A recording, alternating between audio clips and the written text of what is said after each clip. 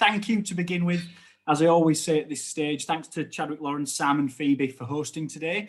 Hosting via Zoom rather than the office, so there's no buffet, but it's great to be involved with Chadwick, Lawrence as always. So a big thank you for them setting it up and getting the invites out. We're also joined by Kelly West, who's a senior manager for Hays, who looks after Western North Yorkshire for office support, but he's based out of Wakefield. Jasmine Chambers, who sits with me in Huddersfield, who's a senior consultant, and myself, James Hardcastle, who is a senior manager for Hays across West Yorkshire and North Yorkshire. But for my sins, as you can probably see from the poster, I also sit in Huddersfield. So for this morning, we're going to look at the salary aspects first, the 2021 Hays UK Salary and Recruitment Trends Guide, and then I will hand over to Sam, who's going to look at managing remote workers and managing sickness whilst workers are based remotely. So I think what's important at this stage is to give you an idea of how the salary guide comes about. The 2021 guide is our 7th guide that we've done on the bounce. It is slightly delayed this year. I'm sure this will shock you all, but we had a little occurrence last year that's put a lot of things into the delay mode. So the salary guide is normally launched around October, November time, and we'd normally be sat in the Chadwick Lawrence offices presenting, but we've just pushed it back a little bit, and the survey took place this year actually in October and November. We deliberately delayed the questioning just to see if the responses took any significant changes because of the impact of COVID. We have secured over 23,000 responses to our survey, which is the largest one to date.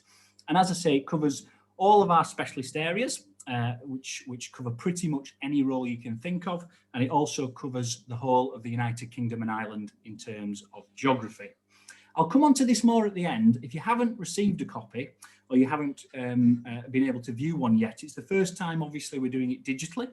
Normally, you get a yellow pages style Bible, if you like, delivered to your offices, and you can use that to scour through the areas. This year, it's done digitally, and there are different platforms you can view that on. So any requests, please let myself, Kelly or Jasmine know after the call. So, a bit of an understatement here, but when we set about doing the guide or originally planning it, we actually thought Brexit would be the number one buzz phrase on everyone's lips, but then the COVID pandemic occurred. So I think what's key, and a bit of an understatement, I must admit at this stage, is what's impacting business at the moment. And what we've found is that a three-pronged attack from Brexit, the COVID-19 pandemic, and the impending IR35 legislative changes have all had significant impacts on the working world in the last 12 months. But what it's really spelt out to the market, and the survey really brings this to the fore, is that businesses more than ever need to be able to adapt and adapt quickly, but they also need to be able to adapt to change quickly as well. Our findings indicate that 81% of employers do not think the workplace will ever return in the same form that we've seen it previously. And I don't know about you and your workspaces and your workplaces, they actually took on different forms over the summer months when some businesses were able to go back. And a lot of our key clients are indicating that they actually foresee the office potentially to be more of a social hub, or indeed more of a collaboration hub where teams come to meet to discuss ideas, projects. The thought of not being able to work from home long term is not there. And I think the world of work has significantly changed in the last 12 months. We've also seen a significant change in the recruitment market. There are lots of considerations now for when you are looking to bring on new members of staff, and employers are acutely aware of the challenges when onboarding new members of staff, interviewing new members of staff, but it also impacts the retention piece and how you look to protect and retain key members of staff within your team. So we're going to look now at activity levels, and one of the questions we like to ask employers is, do they envisage their business demands increasing, staying the same, or decreasing over the next 12 months?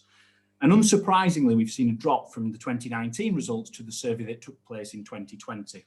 So we are starting to see, on the back of 2019, Brexit caused a little bit of caution and the unknown there. This year, it's a continuing trend, whereas we see 54% saying that they believe their business levels will increase. But interestingly, 37 think they'll stay the same, but the decrease has just gone up ever so slightly to 9%. Our surveys show that 54% of employers in Yorkshire and the Humber expect their organisation activity levels to increase over the next year.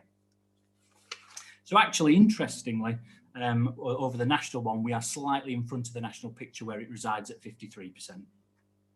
Some business models have flourished in the last 12 months, and our client database has seen PPE, cybersecurity, digital platforms, and interestingly, we've got one client based in Yorkshire who's seen a massive boom as they lead the way in paint manufacturing in the UK. And I think I'm the anomaly here because I've not done any decorating, but everyone else who I know has certainly given their house a bit of a renovation over the last 12 months.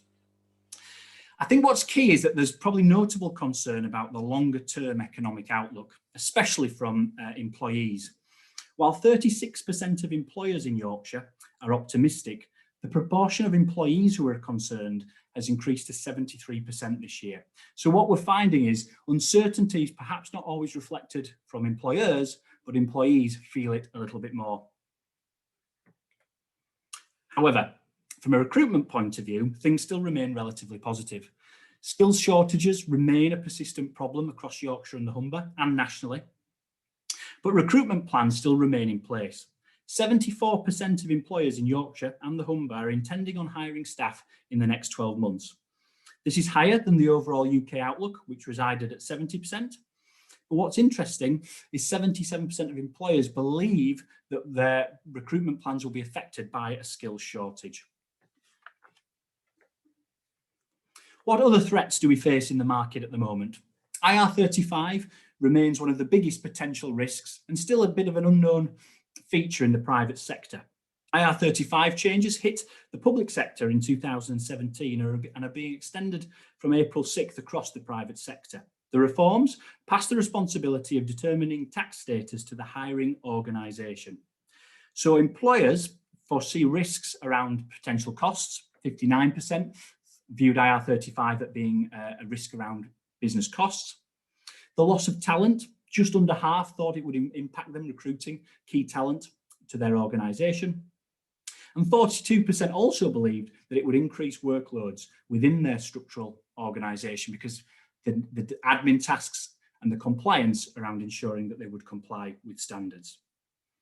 What's key here as we see the temporary market being engaged with on a more regular basis is that planning ahead when looking to secure temporary staff and contractors is becoming more and more important.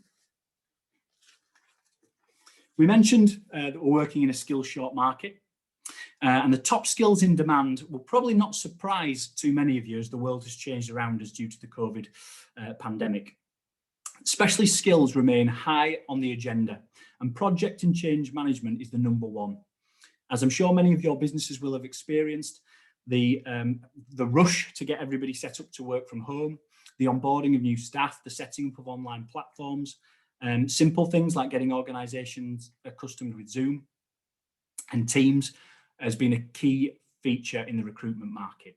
Finance has also been a key feature, and we've seen niche roles such as analysts come to the fore, but also some of the more core finance positions such as payroll. A demand soared there, particularly last year when furlough was on everyone's minds and the intricacies and technical difficulties around implementing that on a payroll. Also credit specialists. Jasmine sits on the call today and she specialises in credit control recruitment across West Yorkshire. And what we've seen there is as cash becomes key in a tight economic market, credit and the reclaiming of debt becomes very, very important as well. So key features to credit roles such as CICM qualifications and experienced team leader positions have become more and more in demand. And then operations teams in general. The skill set around hiring at ops level has become more important, probably inclined and linked with the two above around project and change management. To throw into that as well, we've also seen a demand in HR, again linked to the furlough piece, but also linked to onboarding of new staff and looking at that sort of recruitment and retention piece as well. And unsurprisingly, IT remains one of the most in-demand skill sets in Yorkshire and the Humber. And that has been a residing and prevailing feature for the last 3 salary surveys.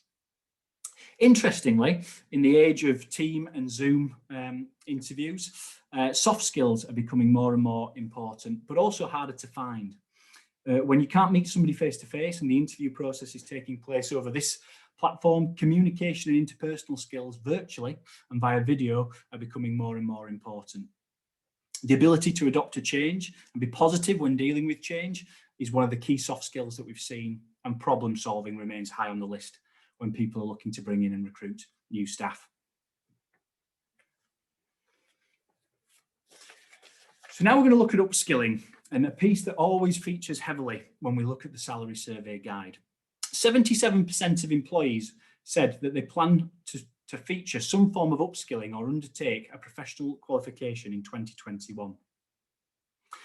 70% of employees say that investment in learning and development is an important effort when trying to retain and attract staff. It's interesting that when we talk about the benefits package, some of the key features over the years have always been holiday, pension, private healthcare, which you would always expect. But interestingly, over the last 24 months, we're starting to see the offer of professional support and professional qualifications climb the ladder and become an important feature on retaining staff, but also attracting staff to join your business. Now, the important bit, the salary guide wouldn't be the same without actually talking about the numbers. So it's been a difficult year when we talk about salary. The last 3 to 4 years have seen small incremental growth across all areas when we've conducted the salary. This year, we see a UK average increase of 1.2%. In Yorkshire and the Humber, we're slightly behind there on 0.9% average salary increase across all demographics. But what has been interesting, the areas that we mentioned previously and those in-demand areas have seen what we would class as significant growth. So the technology piece has seen salary increase by 1.9%. Procurement, a popular in-demand area, particularly at the start of the pandemic, has seen a salary increase again of 1.9%. I always make a point of mentioning HR, particularly on a HR seminar. So good news for you all. The HR market has seen an increase of 1.8%. So again, one of the high scorers in terms of percentage salary increase. And then life sciences, around the pharma piece, has also seen an increase of 1.7%, with engineering just behind on 1.5%. I think what's key here is that it is a little bit horses for courses in terms of where we've seen incremental increases, and the in-demand areas have seen salary increases. So when you're assessing your business salary reviews, it's important not to view it as an overall piece and all roles together. I think when attracting and retaining staff, you've got to be acutely aware of the areas that are in demand.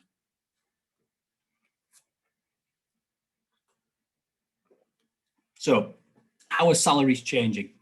The expected changes from employers in 2021 is that 48% expect to increase salaries in some areas of their business.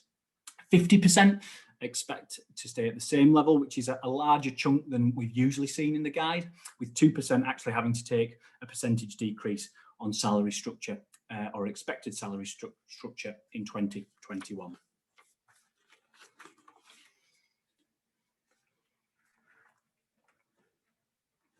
So interestingly now, we talk about well-being of staff and career progression and the softer side of things away from salary. Employees claim that COVID-19 has stalled career progression, and the pandemic has had a negative impact on employee sentiments towards career progression. How do employees feel about their career prospects? So when we're speaking to staff, it's interesting to note the differences between 2019, where 52% of employees believed that they had a positive outlook on their career prospects, to 2020, when the survey was conducted at the back end of last year, only 37% had a positive outlook when it came to their career prospects. Probably more interesting is that middle banding of those that were uncertain about their career prospects. Nearly half the market who was surveyed in October and November believed that their futures with their business and their career plans were uncertain. From a Hays perspective, working in our market, we have a lot of consultants challenged and tasked with promotion plans. We actually put ours on hold over the summer months, and we've just going through a process now of rebooting and restarting promotion and career progression plans. It's certainly something that you need to be mindful of, because despite uncertain times for business in general, your individual members of staff still are determined to progress their careers. So it's important to make sure, again, via one-on-ones, staff one-on-ones and management piece, that you are aware that this is still a very important factor in the market. It's also interesting to note the work-life balance situation. For many of us, working from home was desirable pre-pandemic, and it's always featured very highly on our salary guide in terms of being a desirable feature. What we found as everybody has moved or had to move to that space of working from home, it's also important to be mindful that it can actually become go the other way. And there's a phrase out there that it's harder to switch off when you're working from home all the time. So I'm sure you're all doing this, but regular staff wellbeing meetings, offering services around wellbeing, etc., are very, very much promoted from the guide. When it comes to considering moving roles, COVID-19 is acting as both a motivational factor to change, but also a reason why some may not. So it's sort of a divisive factor in terms of the job market. Despite some caution, 55% of employees in Yorkshire and Humber who were surveyed said that they would consider planning moving job in the coming year. Employees want to leave their current role due to salary and benefits, which is unsurprising, concerns about job security, and lack of future opportunities. So the market is taking its toll, particularly on points 2 and 3, where, again, sharing of business information and trying to allay concerns around job security, if that is possible, is one of our top recommendations, as well as promoting future career plans and, if it is available, the offer for industry-led training and career opportunities. COVID-19 causes greater disparity of work-life balance. I touched on this a few moments ago, but what we've actually seen is a split. So whereas when we've conducted the survey in 2017, 2018, 2019, working from home has been a key motivating factor, 30% of employees say work-life balance is the most important factor when they're considering a new role. So I think nearly a third of the market deem it to be an important factor when looking to move careers. 27% of our market surveyed said that their work-life balance had improved. Interestingly, 42% said it had stayed the same, but it's this last category, the 31% that believed it had worsened, which is really key. And we're finding through wellbeing platforms and Hays Thrive, a lot of people are coming back to us and saying that they're actually finding a negative impact on their life being based at home 100% of the time. Interestingly, we've got to bear in mind, I made a joke at the start before some of you may have joined, I am part recruiter, part teacher at the moment. I'm homeschooling myself. So I think that 31% will all be, I'm sure that is a factor there as well. And the demands of the situation will be playing a huge part in that, no doubt. So what do we recommend and what are our key findings from this year's survey? I think it's clear to see from a changing and fast-paced market that upskilling is vital. Employers are still facing skills shortages. So to help combat shortages, it's important to see what you can get out of your current workforce. Can you upskill anyone that's already there? If you're struggling to recruit in a certain area, have you got willing and able people working in different departments? We also think that when it comes to recruitment and the contractor and template piece, planning in advance is going to be key in 2021 with IR35 looming from the 6th of April. Remote working and recruiting while people are remote probably needs some focus. Now, this probably has been on everyone's agenda, certainly since the summer onwards. But what we're finding is it's quite a competitive marketplace. So our recent candidate feedback would be the experience candidates get in terms of the interview process, whether that be through Zoom, Teams, is quite important. So although we would brief our candidate piece on being ready for a virtual interview, it's also important from the client piece that you're offering a service and an experience that shows you and the business in the best light. Pay and bonuses is a challenging one. We appreciate that in the current market, and from our perspective, it's the niche areas where we've seen significant change. But one of the feedback pieces we get quite regularly is transparency around pay. And one of the biggest factors for people looking to move or potentially having their eyes turned elsewhere is that they don't believe their current organisation is transparent in terms of how they discuss and how they roll out pay and bonuses. I think it's important to start considering long-term hybrid and remote working policies. We're already starting to see from our side roles that are becoming home-based 100% of the time, but that's not for everyone, and certain roles that will be applicable and certain ones that won't be. And finally, recognise the importance of work-life balance and wellbeing. And this goes beyond just regular check-ins and sort of team meetings. We're actually encouraging people to offer their staff platforms where they can access wellbeing training, being understanding of the situation of homeschooling and other factors at the moment, but also making sure you've got regular check-in meetings with staff. So if you want your own copy of the guide and you've not yet received it, please get in touch. You can visit hays.co.uk/salary-guide to get one. But we would also recommend, if you want a bit of a chat around it, myself, Kelly West and Jasmine, who are on the call, I'll get our details and email addresses shared with you, because that is well and truly a whistle-stop tour of the guide that I've given you there. And it may be that some of you have specific questions, certain areas, sectors, or geographical questions or problems that you want to pose to us one-on-one. We will also open the chat box. So if anybody wants to drop a question, I think, Sam, we agreed that we would do those all at the end. But if you want to ping it in now, any recruitment-based questions, we can field those when Sam concludes his pitch. And finally, I just wanted to highlight a package that Hays are offering free of charge to all clients at the moment called Hays Thrive. It is an online learning and wellbeing platform, free to anybody who drops us a line. And it does sort of tie in quite nicely with some of the points I've made there around wellbeing check-ins with staff, but also career progression and modules on there that you can offer teams around upskilling. So it's a valuable tool if anybody would like to access that as well. Just drop me a line at james.hardcastle@hays.com.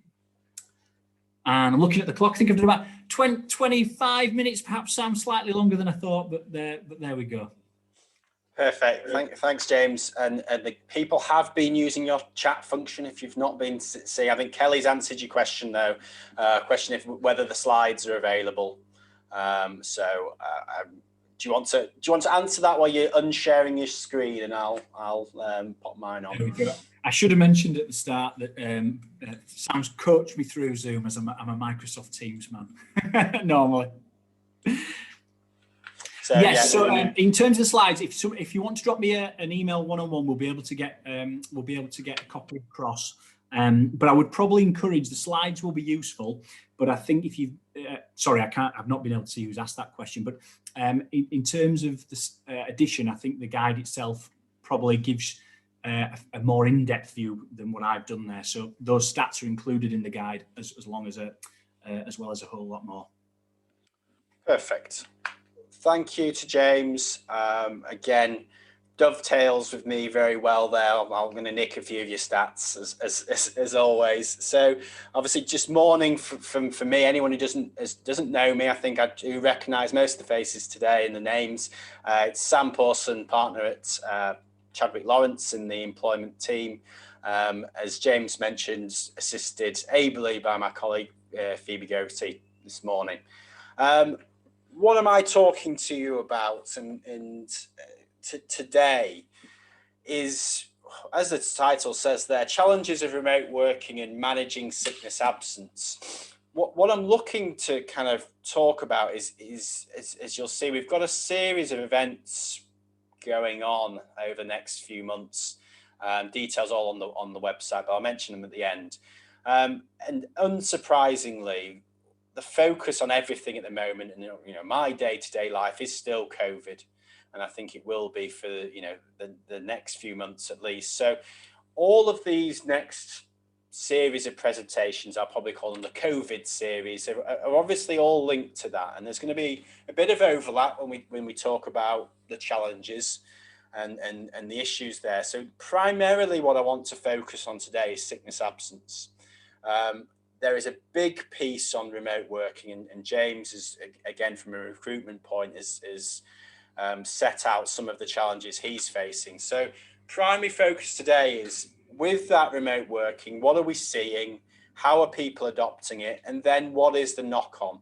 Because ultimately I am an employment lawyer, so I can be doom and gloom, and we look at the worst case scenario. And the worst case scenario that we are seeing as a result of remote working is an increase in sickness absence. So what are we going to do with it? Both practically, how do we manage that piece when people are working remotely? and what are the knock-on effects of the specifics around COVID, self-isolation. We're going to come on to vaccines, all of that, long COVID equally, and how do we deal with that, and how do we challenge that? So kind of to set a background of where we are. Obviously, as everyone's aware, and obviously since writing these slides, we've obviously had Boris's announcement on Monday. So, you know, I think everyone is aware of where we are in terms of the timetable. But ultimately, the advice has been extended till the 21st of June that people should work at home when they can. So what that means is for the majority of employees, at the moment, they will continue to be remote workers. And then obviously the ones who are working in offices, in factories, will be doing so under COVID regulations. So those changes are still here. And as we know from Monday, we'll be here for another 4 months at least, if they don't get extended. So this is something that isn't going away, and a lot of people obviously have got used to them. But I think it's fair to say, and James referred to it in his presentation, what we're seeing in practice now is the start of some work from home fatigue, some challenges with remote working. I think initially there was, you know, acceptance, and there was quite a reaction. Yes, we can do this, and technology has moved on very quickly, and organisations have adapted quickly to get that in. What we're seeing both in Chadwick Lawrence and the clients I'm acting for is now that there are being difficulties, both with individuals from a mental health perspective, but also difficulties in work and how they're doing that. So on the slides, you'll see we've noted some changes down that we are finding, and difficulties, including obviously big one that James referred to, childcare, which is a real issue, both in terms of obviously individuals being able to be productive at home when they are required to also potentially homeschool. But then just the stress of that, the distraction, the noise. Do they have appropriate space in their home to work? So childcare obviously is a big challenge. Hopefully another 2 weeks, as I say, that will be eased slightly. But even then, there's going to be a consistent challenge of bubbles bursting, you know, schools closing. And then you're having staff having to react fairly quickly to that, which puts a stress on that. So again, big issues with childcare, requests to be furloughed connected to childcare that I'll come on to. But obviously we're seeing a real difficulty connected to that. Again, in terms of some of the working, what we're seeing again, both internally and with clients, the issue of training is becoming a big concern for your junior members of staff. Whilst they can physically work remotely, are they developing? Because again, lots of the ways junior members of staff develop is through shadowing, is through just work experience, being able to collaborate, being able to speak to members of staff, and just observing. Equally, training, again, can be done remotely, but more challenges to do so in a collaborative manner. Managing health concerns, mental health concerns, again, we are seeing both internally and with our clients a huge uplift in concerns and sickness absence connected to mental health, and challenges in how to deal that, which I'll come on to later. And obviously the last one in the difficulties is James' point, this maintaining a work-life balance. I think there was a thought a number of years ago that people who worked at home were either work shy or that they were, they were dossing around because they couldn't be observed. No one knew when they were starting, when they were finishing. I think all the studies and including Hays' study, all the studies that have been done show, if anything, people who work at home work harder and have a difficulty to switch off, because there is a blurring the lines between what is work and what isn't. There's no physical travel that puts natural break in someone's work day. So we are seeing that difficulty to maintain that and to when to switch off, which again leads to the mental health concerns, leads to the physical exhaustion, which often leads to sickness absence. There are positives. I didn't want to just kind of be negative on that. Obviously, what we will see, I think, both at Chadwick Lawrence, is there will be a number of employees who will want to work permanently from home. The issues, as the slides say, it removes the commutes, it reduces the cost. People can be more productive at home. Again, I think if any of my colleagues sit next to me, will say, you're not talking at me all day, so I can get my job done. So a lot more productivity people find at home. So there are positives, but we, increasingly, as I say, we are seeing that fatigue and a yearning to get back to normal. But again, at the moment, we are not there. We're still just short of 4 months away from a lifting of the restrictions. So what challenges do they provide, and really, what are some solutions potentially before we're getting into the crux, which is this managing sickness absence issue? So again, this isn't an exhaustive list. This isn't anything. This is from our experience, both internally and externally. What are we doing? What are we seeing as some suggestions to manage the remote workers in order that you avoid those challenges that we've talked about? So again, a lot of it, I'm sure you're doing, self-explanatory, but again, a communication piece to ensure a fixed structure within those days. So that's regular meetings, regular catch-ups on Zoom, face-to-face, so you're at least seeing people. You can check how they are. There is a communication that they're just not left to their own devices, and someone's obviously checking on them, because again, most people over an email, they'll say, yeah, I'm fine, no issues. So again, communication, absolutely critical. Put those team meetings in, the catch-ups. We have a talk on a Tuesday type arrangement at Chadwick Lawrence. Lots of things you can do to improve that communication piece. Again, productivity, looking at that. I think the key in managing remote workers again is to set clear targets, manage that through regular one-on-ones, make sure that what is required of them is set out. There's not just a vague requirement to work at home. Regularly scheduled meetings, regularly scheduled feedback and guidance to staff to do that. Again, mental health piece we've touched on. Again, $1 million question of how you do that. But ultimately, this is about boosting staff for morale, checking on individuals, making sure that people aren't, having any kind of prolonged issues with isolation. Again, check on your workforce. Do people live at home? Are they generally on their own? And if so, do we need to put some more contact in?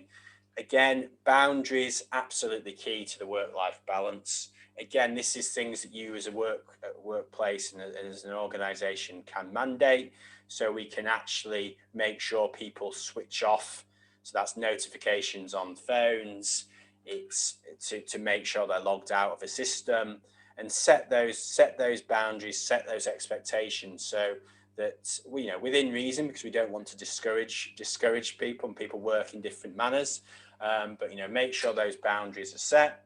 Again, social events, I'm sure a lot of you like we have will be Zoom quiz to death, but again, they do help, those type of social events, to again boost morale, go forward. Collaboration piece, again, lots of ways now we can work remotely and collaborate through what we're doing now, Zooms, Teams, office whiteboards. We can do all of these things remotely, and an important piece. Last thing on is annual leave. Again, I'm sure in your organizations is like ours, an annual leave is just building up. Obviously, depending on when your holiday year is, I'm not sure if organizations whose year was obviously starting in January, you may have allowed a lot of holiday to be carried over. So again, something to keep an eye on, something to obviously make sure it doesn't build up, to encourage annual leave. And ultimately, from a legal perspective, point to note that you can mandate annual leave. We can insist on employees taking it. The law simply says you need to give double the length of notice to the leave requested. So you want 5 days, you need to give 10 days notice. Something we'd encourage throughout, both for a kind of mental health break and also from a financial imperative for the organisation. As I mentioned, focus today, what I really wanted to talk about is sickness absence. And the challenges in how that's managed, and what are the issues that we are seeing in practice. Ultimately, when we're talking about sickness absence, in reality, there has been no legislative changes. There's been no interpretation from case law that you deal with it any differently. So the approach, the primary position, is that the approach is the same for an employee who works on site or off site.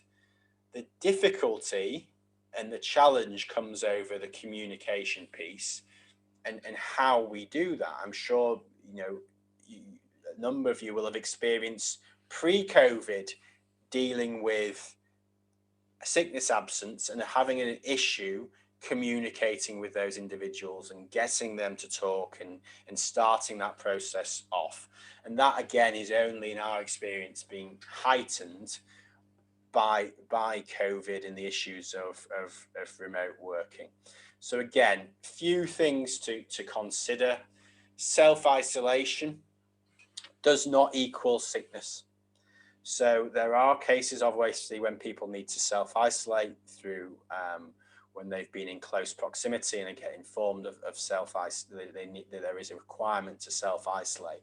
The point with self-isolation is again, if the individual is fit to work and they are able to work from home, it doesn't have to be a sickness absence. So again, it all comes down to can they work from home? Yes, you want to be encouraging your remote workers, even if they are 100% at home, to obviously inform you when they are required to self-isolate. But if they are fit and able, they can work, and there's no reason they have to be obviously to put onto any form of sickness absence. Again, reporting procedure is exactly the same as it was pre-COVID. So we're talking about self-certification for usually the first 5 days, depending on your policy, followed by a requirement to provide a fit note. Again, less so now, but very early on in practice, we were seeing a lot of issues with individuals saying, I can't get a fit note. I can't get an appointment at the doctor's. I can't do it. Therefore, what do you want me to do?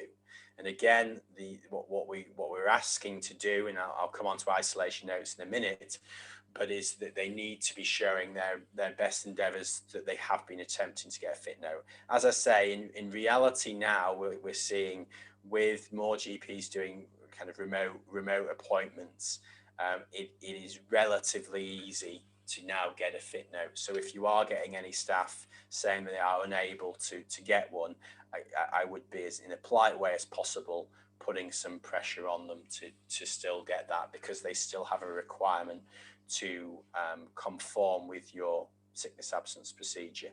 As I mentioned, isolation notes.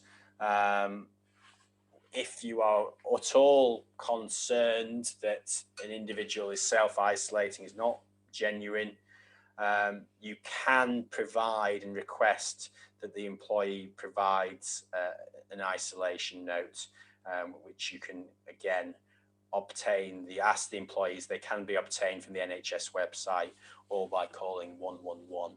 So again, in the absence of that, an isolation note can be requested. Long-term absence piece again is what we're going to touch on, and I'll talk you through some issues that we're having and some frequently asked questions that we'll touch on this. But this is again a major issue in a question of how do we as an organisation put an employee through our usual sickness absence process. When does that start? What the challenges are? And again, this all goes down to the communication piece. Just as you would have catch-up meetings, return to work meetings, they can be done and they should be done virtually. Again, you may have challenges from employees saying, I can't access, I don't have any computer access, I don't have the ability to do anything virtually. If that's the case, it can be done on the phone. If we are then escalating matters to occupational health or medical experts, again, we are starting to see in practice occupational health experts are now equally adept at doing things virtually. It does not require a physical appointment. They can be done, and we are starting now to see reports coming in from meetings that have been done virtually. So again, any pushback, any resistance from employees that say, ultimately, I'm not prepared to go to an appointment, well, again, we can put you in touch with providers who will go and do this virtually. So again, really just pushing on the point that the process is just the same as possible. The challenge is a communication piece. Again, just to touch on very quickly, I focused at the moment, obviously, on issues with employees who are obviously remote. There are issues with sickness absence, obviously, with staff who do need to work in the office. Again, we'll be focused on a different seminar we're doing. Just wanted to mention, obviously, to avoid sickness absences with people in the workplace, key factors that you're all doing. Again, the risk assessment is the key. This will become even more so when we're talking about a return to work piece. You'll have a risk assessment now in your organisations based on the current guidance. As the restrictions ease, there will be a requirement to continuously update that risk assessment as the guidance change. So that is the absolute critical element legally with COVID is the risk assessment. Again, other things, self-explanatory to keep the eye on, PPE, shared facilities, do you stagger hours or days in the office to obviously reduce exposure and make these workplaces safe. So again, not a focus today, but I just thought I'd touch on it. What I would like to again spend the remaining 15 minutes on with an addition of a vaccine is some of the issues and the commonly asked questions that we are getting in practice on a regular occurrence, and I'm sure a lot of these will apply to your organisation. So first one we get a lot when, as soon as we have an outbreak or an issue with COVID or general sickness, is can I use furlough for that? Because again, employees will often request it because they don't want to be on SSP. Again, the short answer is no, with some exceptions. So you can furlough an employee who is sick if they are clinically extremely vulnerable, and that list, as I'm sure a lot of you are aware, the shielding list has been extended recently. And whilst there's no absolute guidance from the government, our view is that right to furlough will extend to anyone on that increased shielding list. So if that is the case, yes, you can use furlough. Apart from that, for any other workers, as I said, the strict answer is no, with again a slight caveat. In the circumstance that they would have been furloughed anyway. So there is this will then go back to general furlough guidance if there is a reduced need or capacity for that work, and then the employee happens to be off sick anyway. In those circumstances, you can furlough. The piece that we're seeing kickback is again if furlough wipes out a whole team, can we then put them all on furlough? And again, I think that's going to be the concern and where you may get issues if you are furloughing staff, because ordinarily they wouldn't have been furloughed. Next question, again, often we get linked to furlough is pay, on what employees are paid when they are off sick with COVID-19.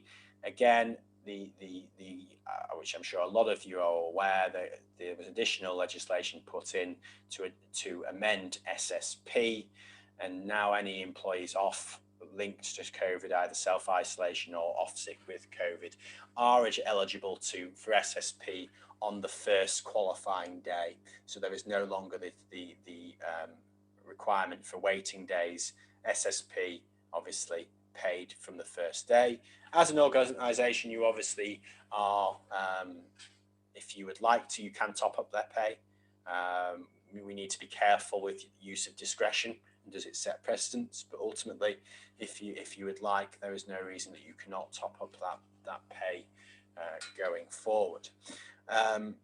Long COVID is again an issue that we are now seeing in causing real difficulty with sickness absence.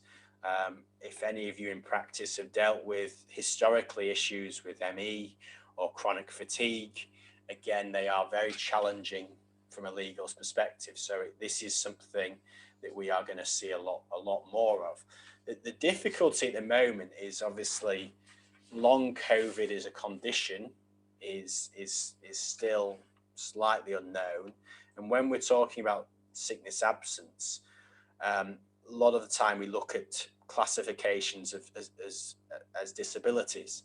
And at the moment, we don't have any finding to suggest that long COVID is a disability. My gut instinct is that it will be. But obviously at the moment, for it something to be a disability, you're looking at an effect that lasts 12 months or longer.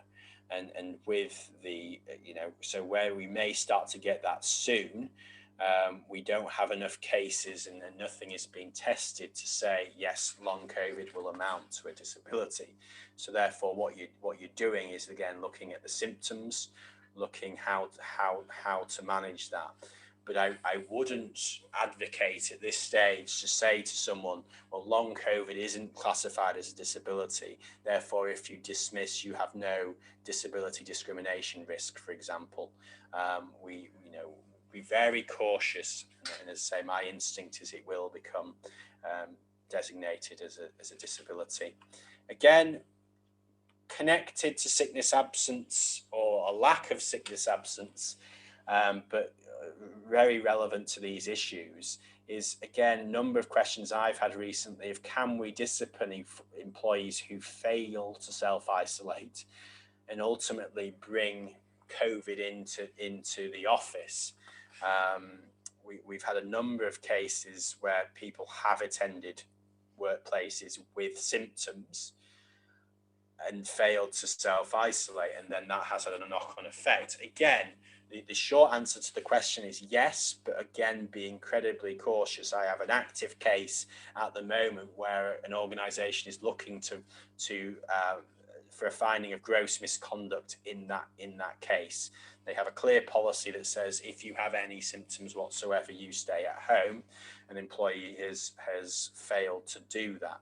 Again, word of caution here, linking something to symptoms, because what we're looking at is dishonesty or negligence to a policy. So the threshold of gross misconduct remains incredibly high, and we need to be very cautious, especially if we are looking to find gross misconduct. Again, lesser sanctions in a circumstance where you have a clear policy, I think should be fine, but word of caution on that. To finish, then, and I have perfect time to take some questions, is the issue of vaccines, which is, again, as topical as we can say, really, because when I was reading the news this morning, it's plastered over it, and this is changing all the time. And again, we are starting in practice to get issues and questions around vaccination. And that top one is the key. Can I insist that staff take a vaccine? And there's lots in the news at present. I'm sure a lot of you will have seen Pimlico plumbers, Charlie Mullins, who's rarely out of the news, but they are, colloquially in the papers, they're talking about no jab, no job. And can you insist on that? And if you go actually read into more of the Pimlico case, they are making a distinction between current employees and prospective employees. What I was going to say before this morning, and it does remain my position, that we need to be incredibly careful with this. My view is there are very, very strong risks connected to the Equality Act with discrimination.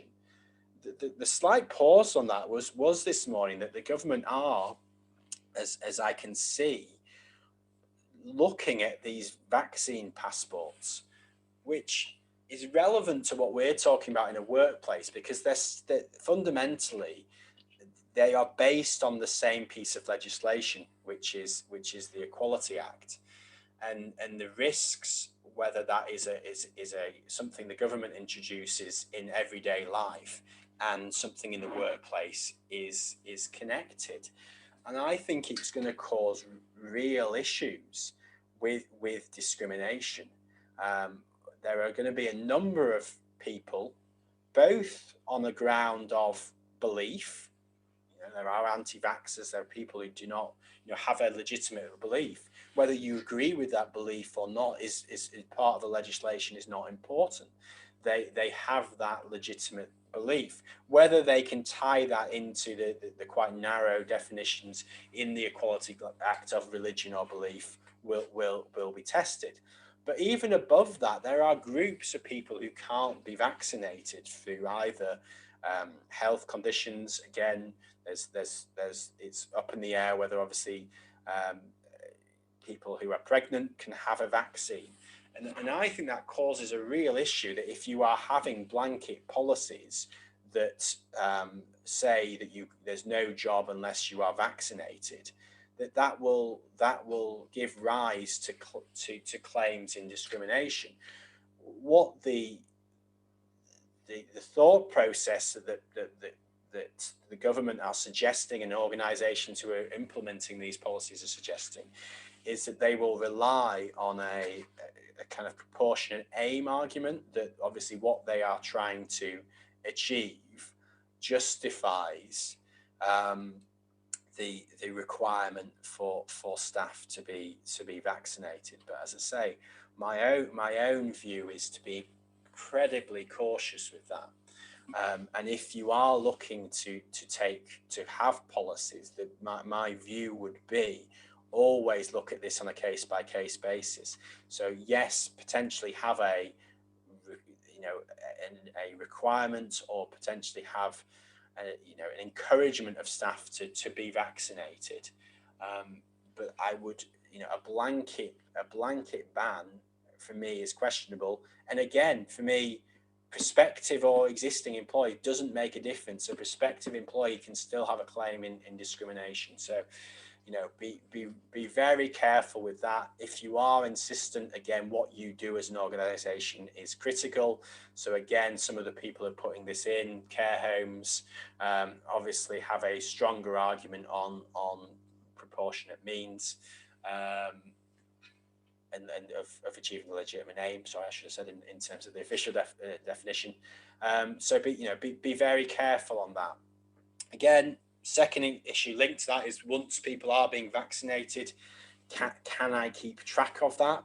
Again, something in practice a lot of my clients are doing. Again, short answer is yes, but with some caveats. That information is useful, obviously, to what we worked on and talked about before, planning your risk assessments, planning your return to work, to know who has been vaccinated and when is very helpful to those pieces of information. The concern here, as I'm sure a lot of you will imagine, is one of data protection and rights of privacy. So again, we need to be careful, because it really relates to health. It will likely will qualify as special data under data protection. So we need to be, likely, I think you're looking at consent as a key justification there. So be, again, very, very cautious of that. In terms of implementation, finally, to touch on, how should I implement company rules on vaccinations? Again, simple answer, you'd be looking at a policy. That policy should be, as I mentioned, connected to the risk assessment, clearly setting out the limits, clearly setting out the justifications for doing so, and again, to talk about data and how that data is being collected is an absolute key piece moving forward. So that, again, bang on time. We'll cover my issues. I'm just having a quick look at the chat. I don't think we have any, which is absolutely fine. Any questions that you do have, obviously you've all got our details, so drop us a line. Copies of my slides, if anyone wants them, are also available. So anything you need, let me know.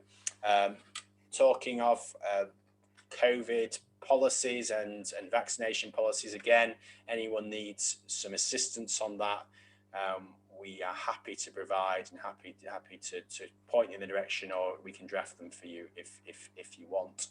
Finally, for me, and before I pass back to James, is obviously, as I mentioned, this is the start for us of our 2021 seminar program.